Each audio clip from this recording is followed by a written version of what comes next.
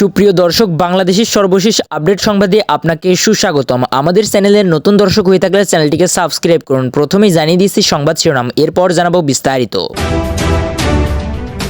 শুরুতেই জানিয়ে দিব, স্বদেশী পাত্তা পায় না বিজেপির শুভেন্দু, বাংলাদেশকে হুঙ্কার দেওয়ায় হাস্যরস।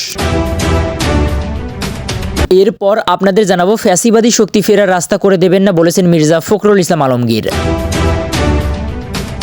হাসনাত সার্জিসকে হত্যা চেষ্টার বিষয়ে জামায়াত আমির যা বললেন। সর্বশেষ আপনাদের জানাবো, নব্য বিএনপিরাই সন্ত্রাস নৈরাজ্যের সাথে জড়িত বললেন আমিনুল হক। সুপ্রিয় দর্শক, এতক্ষণ শুনছিলেন সংবাদ শিরোনাম, এবার বিস্তারিত।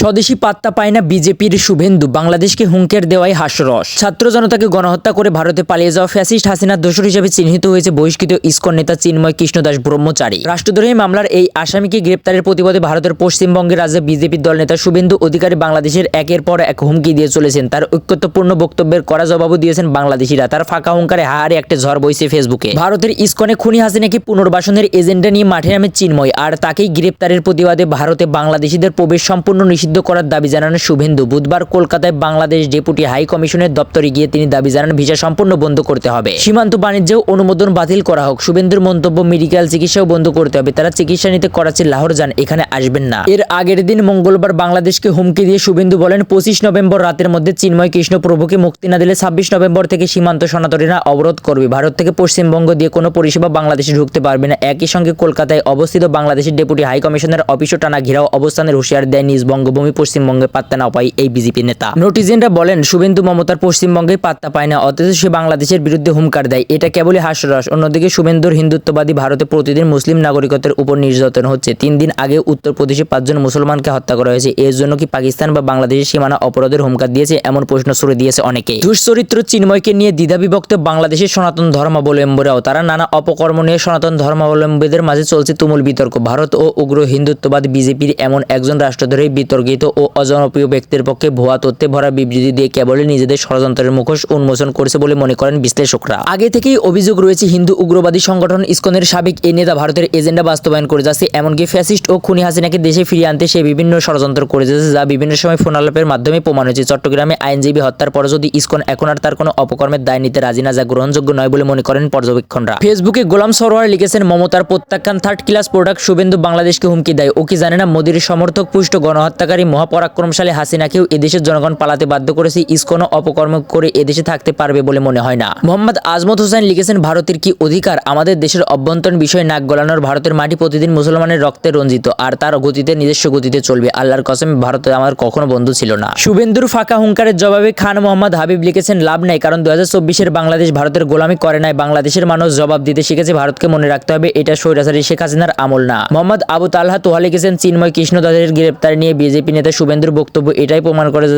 তারা হিন্দুত্ববাদের নামে বাংলাদেশকে ভারতের দাস বানাতে চায়। তারা বাংলাদেশকে ভারতের অনারাজ্য বানাতে চায়। তারা চায় এদেশে হিন্দুত্ববাদ রক্ষার নামে আবারও স্বৈরাচারকে পুনর্বাসন করতে। মোহাম্মদ তারিক আবেদিন লিখেছেন, এত বছর যে হুজুরদেরকে পাকিস্তানপন্থী ট্যাগ দিয়েছেন, কই গত 1.5 যুগে কোনো হুজুর গ্রেপ্তার হলে পাকিস্তান আফগানিস্তান তো বিবৃতি দেয়নি, থ্রেট দেয়নি, কিন্তু এক চিন্ময় জঙ্গিকে আটকের পর ভারত থ্রেট দিয়েছে। আসলে কে কোন পন্থী সেটা তো পরিষ্কার। মোহাম্মদ নাজমুল জাহাঙ্গীর লিখেছেন, শুভেন্দু নামের এই লোকটির রাজনীতি, অর্থনীতি, পররাষ্ট্রনীতি বিষয়ে কোনো ন্যূনতম জ্ঞান নেই। সব কি জোকারের মতো কথা বলেন?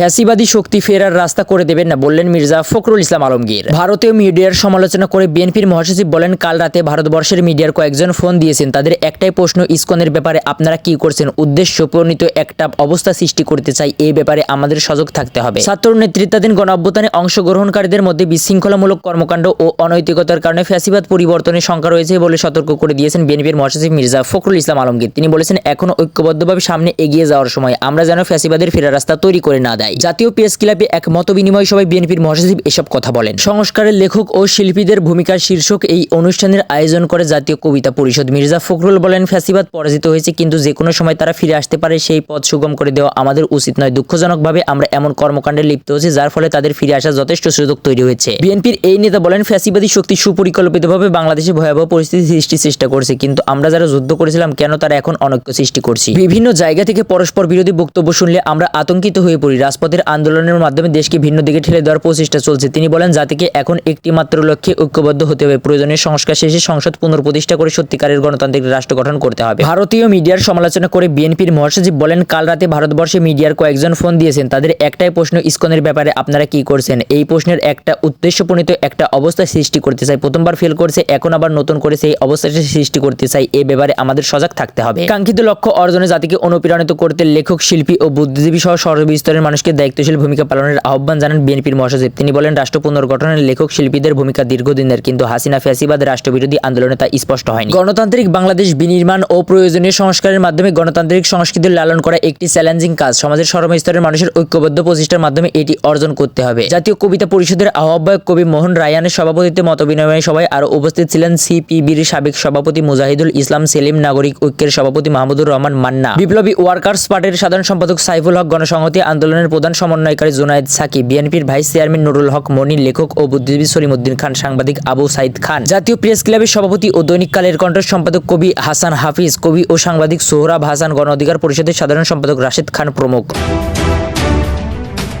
হাসনাত সার্জিসকে হত্যা চেষ্টার বিষয়ে জামায়াত আমির যা বললেন। চট্টগ্রামে নিহত আইনজীবী সাইফুল ইসলাম আলিবের জানাজা শেষে ফেরার পথে হত্যা চেষ্টার শিকার বৈষম্য বিরোধী ছাত্র আন্দোলনের আহ্বায়ক হাসনাত আব্দুল্লাহ ও জুলাই শহীদ স্মৃতি ফাউন্ডেশনের সদস্য সচিব সার্জিস আলম। রাত 7:30টার দিকে চট্টগ্রাম কক্সবাজার মহাসড়কে এই ঘটনাটি ঘটে। এই ঘটনার পর প্রতিক্রিয়া জানিয়েছেন বাংলাদেশের জামায়াতে ইসলামের আমির ডাক্তার শফিকুর রহমান। তার নিজের ভেরিফাইড ফেসবুক পেজে এক পোস্ট দিয়ে তিনি এ বিষয়ে উদ্বেগ প্রকাশ করেন। জামায়াতের আমির পোস্টে লেখেন, হাসনাত আব্দুল্লাহ ও সার্জিস আলমকে বহনকারী প্রাইভেট কারকে ট্রাক চাপা হত্যা চেষ্টা না নিরেট দুর্ঘটনা, তা অবশ্যই যথাযথভাবে খতিয়ে দেখার দরকার। বিষয়টি সত্যি উদ্বেগজনক। এর আগে বৈষম্য বিরোধী ছাত্র আন্দোলনের অন্যতম দুই সমন্বয়ক সার্জিস আলম ও হাসনাত আব্দুল্লাহ ট্রাক চাপা দিয়ে হত্যার চেষ্টা করা হয়েছে। বুধবার সন্ধ্যা 7:30টার দিকে চট্টগ্রাম কক্সবাজার মহাসড়কে এই ঘটনা ঘটে। এই ঘটনা নিয়ে এবার সামাজিক যোগাযোগ মাধ্যম ফেসবুকে স্ট্যাটাস দিয়েছেন সার্জিস আলম ও হাসনাত আব্দুল্লাহ। বুধবার রাতে একই ধরনের স্ট্যাটাসে সার্জিস ও হাসনাত লিখেছেন, মারবা পারবা না, আমরা আরবারার ও আলিপের উত্তরসূরি, মনে রেখো শহীদেরা মরে না।